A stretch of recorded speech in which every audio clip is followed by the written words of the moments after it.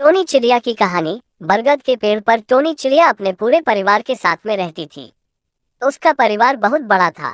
Tony चिड़िया के परिवार के आधे लोग टोनी की तरह सुंदर थे और आधे लोग काले भूरे रंग के थे। जिस ग्रुप में सुंदर चिड़िया थी, वह लोग काले भूरे चिड़ियों का हमेशा मजाक उड़ाया करते थे, इसलिए चिड़िया का परिवार दो ग्रुप में बंट गया था। आए दिन इनके बीच हर छोटी छोटी बात में लड़ाई होती रहती थी, पर उनकी माँ उन्हें हमेशा प्यार से एक साथ रहने के लिए कहती थी। पर दोनों ग्रुप के चिड़िया अपनी माँ की बात को नहीं मानते थे। इस वजह से टोनी हमेशा उदास रहती थी। एक दिन काले भूरी चिड़िया का ग्रुप अपनी माँ के पास जाते हैं और कहते हैं, माँ, अब आप हमारे पेड़ का बंटवारा कर दो। अब हम लोग सुंदर चिड़िया के साथ नहीं रहना चाहते। इतने में ही सुंदर चिड़िया का ग्रुप भी पास पहुँच जाता है और वह भी पेड़ का बंटवारा करने की बात कहते हैं। इस बात से माँ को बहुत हर्ट होता है, पर फिर भी माँ बोलती है, ठीक है, आज रात को सभी सो जाओ, कल सुबह बात करते हैं। सभी माँ की इस बात से एग्री हो जाते हैं और सभी सोने चले जाते हैं। जब सभी चिड़िया सो रही होती है, तभी आधी रात को वहाँ एक अजगर सांप आता है।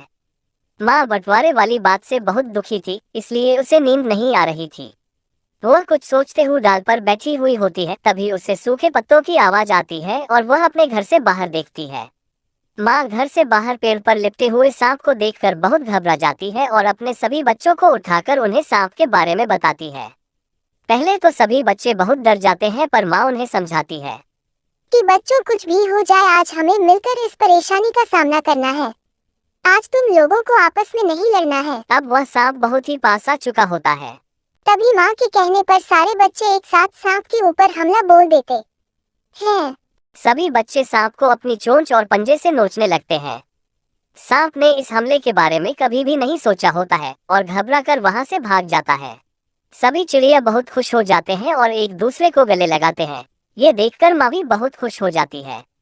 अब उन सभी चिड़िया को समझ में आ गया था कि साथ मिलकर रहने से उन लोगों का कोई बाल भी बांका नहीं कर सकता है।